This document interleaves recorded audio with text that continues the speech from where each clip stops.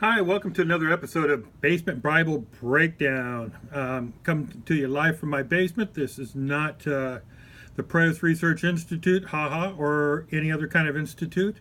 And I needed to do a little bit more of an introduction on some things and concerning myself and make some things clear. Some people have had some questions about and asked me about. And so today I'm going to make my case and my position a little bit better. I've already talked about in another video about what is middleism and where I'm coming from. And so today, let me clarify a few other points. I've changed the name on my channel, and I am a reverend. I've been a reverend for since 1997, officially ordained with the International Church of the Foursquare Gospel. I am a Pentecostal in every regard to that.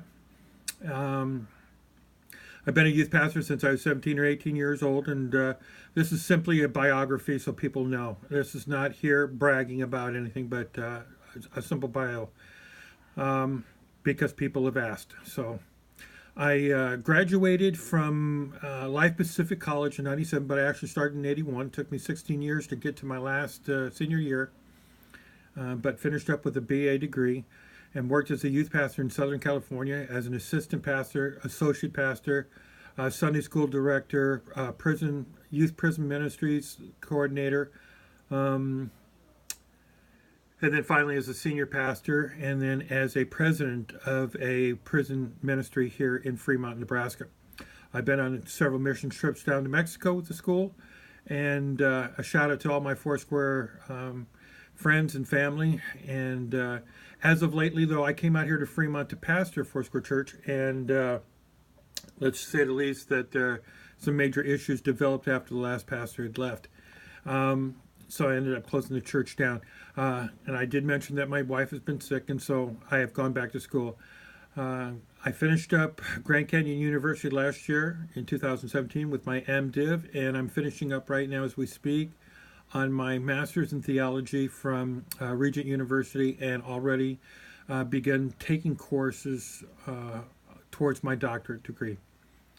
So that's where I'm at. And the case that I'm presenting, what's interesting is that, yes, about 5 years ago, preterism came on the radar screen for me, and I made a few answers and promptly had my butt handed to me because I had never taken my studies beyond my BA degree and could not answer a lot of the questions that were being thrown at me by preterists. So I dived deep and asked a lot more questions, got to know a lot of people and dialogue and debate, and not from other people that believed exactly the same way I do, but from preterists so that I could know how to answer it. Because the minute somebody tells me, Jesus came back spiritually in AD 70, the radar flags go off. That is just simply such a false premise to start with that it was not even funny. But I had to learn where they came up with that idea, how they justified all of that, how they put all things together. So I began my studies. Now, as I came through my studies, what I found out, and this is what prompted the whole thing, was that the early church fathers, they all believed that the Olivet was fulfilled, yet believed in a second coming of Christ. So why is that? What's the difference? We're reading the same scriptures. Why is it that the idea of dispensationalism and even of a preterism that states the Olivet includes a second coming passage? So I had to dive into the Olivet and tore that apart exegetically all the way through, and I could not find any point within there where they could justify and say that you could divide it up between what happened in 70 AD or into the future or anything else. There is no division line. I couldn't find any dividing line. Now, I'm reading a lot of scholars lately, and they're trying to find it, and they're trying to prove it. For example, Drencher right now is working on some things to identify where that division line comes from. But, of course, I started off with the thing that grabbed my attention the most was Son of Man coming on clouds. I had to go back and look at that. Okay, that is talking about the second coming because we can look at Acts 1 and coming on clouds. But of course, if you take that Matthew passage and try to put it into a New Testament context, you're no longer dealing with audience relevance. You got to go back to what that audience understood about the Olivet, what they would have understood what he said when he said what he said. So knowing that Jesus quotes a lot of things and a lot of passages, and of course he's not going to be talking about the destruction of Jerusalem and the siege and all that had happened unless it was prophesied in the Old Testament. Now we can look back right now and see history and see that Jerusalem was destroyed in 70 AD. We have Josephus records of all that had happened and all the terrible things that happened. So now we go back to scriptures and we look for, okay, where was it prophesied at? And we find that in Deuteronomy 28, Zechariah 14, and just in the first couple of verses, it talks about the siege of Jerusalem. So going to Son of Man coming on clouds, that's what everybody claims it talks about the second coming. That's a second coming passage. So I looked it up, and turns out that Jesus was quoting from Daniel 7, 13 and 14. And it says in there, I saw in the night visions, and behold, with the clouds of heaven there came one like a son of man, and he came to the Ancient of Days and was presented before him. And to him was given dominion and glory and kingdom, and that all the peoples, nations, and languages serve him. So his dominion is an everlasting dominion, which shall not pass away, and his kingdom one that shall not be destroyed. So this is talking about what? He came, like the Son of Man, he came to the Ancient of Days and was presented before him. So where is the Ancient of Days? Well, he's in heaven. Well, if Jesus is coming to heaven where the Ancient of Days is, then that is a coming from earth to heaven itself. And so when did Christ descend? Now this is the whole point, and a lot of what Sam Frost has been talking about on some of his some of the web pages and the Predators web pages that we are on frequently. And so the whole thing is an upward motion, not a downward one. So I went back to other scholars too. I researched it, and I found out there's a lot of scholars who, and it just universally agreed among Greek scholars, that the passage there is one about him coming to the Father, not him coming down. It has nothing to do with the second coming. They never understood it. Now, Daniel 7 is a whole passage on judgment, and it talks about, in the previous verses, 9, 10 and all, the books were opened, and 1,000 stood before him, and the court was opened up. Well, this is all coming from Revelations 20, of course, the final judgment. So there's this whole theme of judgment through this chapter. So, of course, when you look at what preterists say, like Don Preston, we shall meet him in the air in his other books, this is exactly what he comes across, is that this is not a second coming in the sense of that Christ comes to earth and appears in a scene where his feet are standing on Jerusalem, but understood from the Old Testament.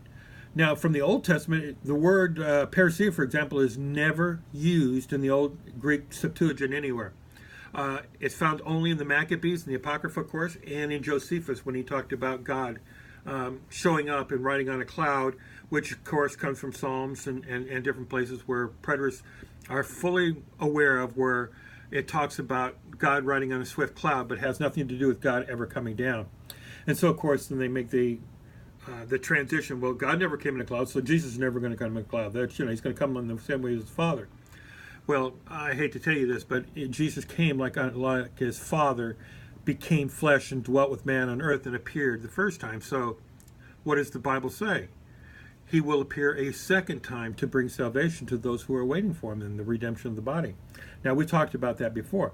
So now I'm looking at the Olivet in that context, and it's N.T. Wright and the others who are saying the exact same thing, that the Son of Man is not a coming context whatsoever, but it's about Christ ascending, and from him the judgment. So it includes all of the events from his death, burial, resurrection to his vindication. All the judgment will come on this generation for the blood of the prophets, from Abel to Zechariah. So now, in my thesis that I'm working on for my ThM, as I said, I'm finishing it, so coming real close to that. Haven't gotten yet, so I want to make that clear, but it's just a matter of a few months here. So with N.T. Wright and the others that I'm looking at, they're saying the same things, so that it's well documented that that's what is being talked about there. So this is why the early church fathers were able to separate the two and say Olivet was fulfilled, but his coming is still future. So I look at all that, and then I look at the other passages in the Gospels. Like, some of you here will not taste death before they see the Son of Man coming in his kingdom. Okay, where's his kingdom at to begin with? In heaven. He's coming into his kingdom.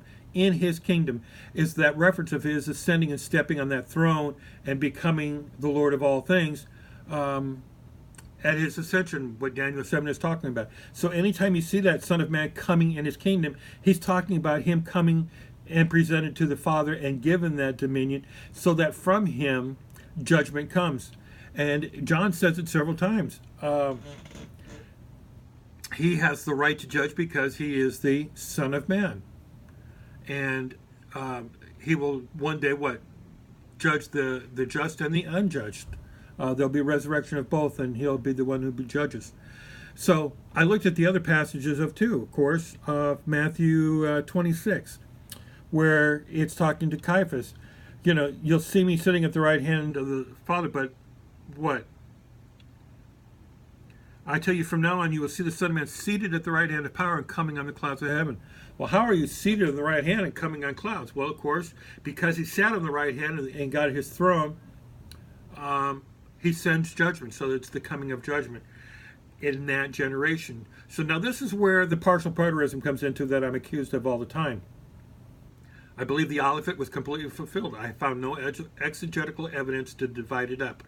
So, as Keith Matheson says in his book, A House Divided, so what does that mean that's not about the second coming? Why is that not the second coming? And it's real simple and it's real clear. When Paul starts to talk about the nature of the second coming, as we talked about before, parousia, he's talking about when Christ comes, he will come with his resurrected saints. The dead will rise, those who are alive will change, and both groups meet him in the air. And they are coming here dressed in white linen to become his army that comes against the beast. It is the martyr's vindication that we're talking about here with all of that. So, with that being said, what we're talking about, there's no second coming in any of the Gospels, and it's all about Paul and what he taught about the nature of the second coming. And what he said about the nature was it was always an appearing and a presence, not a felt presence, but a presence after being absent. He comes and he appears. And to me, that's just the strangest things in the world, that people say his coming is invisible, when Paul says all the time, appearing. He will appear when he comes. So the cognitive dissonance there is just, to me, absolutely astounding. But I understand why, because they have to support the idea that timing dictates the nature, which also, I think I talked about, is a load of crap. So that's where my thesis has all gone, is into those ideas. The last part, of course, is then looking at the context of the Olivet and the context of Revelation. They're basically of two time periods. You cannot put them together and say they are a part of the things. Revelation is not John's Olivet Discourse or anything close to that. I've heard all the arguments over the last few years. I've read every book of Don's just about. So nobody can sit there and tell me I haven't studied enough. That just seems absolutely ludicrous because I don't see it your way. And when we do actually get into discussion about some of those things, the questions reveal the fact that that person hasn't studied enough. See, my whole theology is in systematic theology. 4 years of going through the Bible and looking every scripture that talks about pneumatology, soteriology, ecclesiology, anthropology. We look at everything about theology all the way across the board and learn how to balance and harmonize those things. So, with my thesis paper that's coming up, that's basically the whole idea, is that the Olivet cannot be divided up, and it is all about and fulfilled in 70 AD. Yet all the events of Revelation are still future. There's nothing in 70 AD that was fulfilled from the book of Revelation, especially since I have already argued and presented a strong case that Gentry Books is completely wrong about the dating and how he handles the Irenaeus thing. And you can go back to my other video and look at that.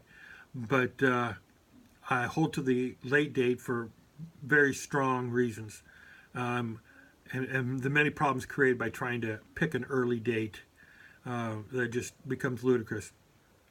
So with all of that said, that's just a basic introduction of where I'm coming from, where I separate from most other people, especially dispensationalists and everything else. And of course, again, my position would be more of a historic, classic, premillennial, post-trib coming of Christ. Because very clearly, I've said this before, and I find it funny, that he comes after the tribulation.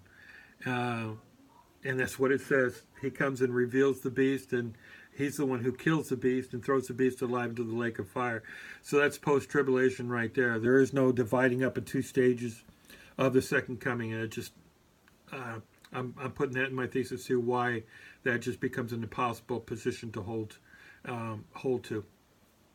So I think enough said for right now on that one. And of course, if you have any questions, you can go to my YouTube channel and different places and ask questions, and I will do the best I can. Dave Gates has already asked questions, and in his little comment there, he says, I think you ought to study a little bit more on that. I don't think you quite got a handle on it. And it just, I hear that a lot from preterists. Those two things is that your education amounts to nothing. It's nothing more than indoctrination. You haven't studied enough. You haven't done this enough. You don't know what you're talking about. Da da da da da da. And then they go back and they cite somebody like Gentry who has a doctorate. Well, he has a BA in theology. He has an MDiv, and he has an MTH, and then a doctorate in theology. And where am I right now? I've got the BA, I've got the MDiv, I have the Master's in Theology, and I've got started working on the Doctorate of Theology. Now, you know who inspired me all this, of course, was Sam Frost. The man has a way with words that I greatly admire, his logic and his ability to think and actually dialogue. And in some ways, a little bit more crude I am, but some people find me a lot simpler to understand in the way I dialogue and I talk. And so I know I'm going to reach different people in different ways. But my whole goal, of course, is to give an apologetic against primarily preterism, but then also I see the holes in dispensationalism and I can deal with that. I'm not even going to touch I.O. I don't think. It's just absolutely foolishness. The spirit that comes out of these people, and you're not saved and they're not saved and no one's saved and God doesn't love us anymore, is just absolutely foolishness to entertain such dribble. It's been refuted and has been taken care of and needs no response. So also, I'm not attacking dispensationalists all the way and tearing it down and saying, everything is wrong about that. At least they got the premise right that it's all the future coming and things like that. So we can deal with that and just make those observations and corrections at times. So, okay, thank you for this, for listening. And I'm gonna say enough now. And I've noticed that a lot of people are only watching the first 4 minutes. I'll say that in my other video. First 4 minutes is the average time of people. But thank you, Eddie, for at least trying to watch through me. Maybe I'll get better enough to hold your attention. All right, you guys have a good night. We'll see you on the flip-flop. Bye.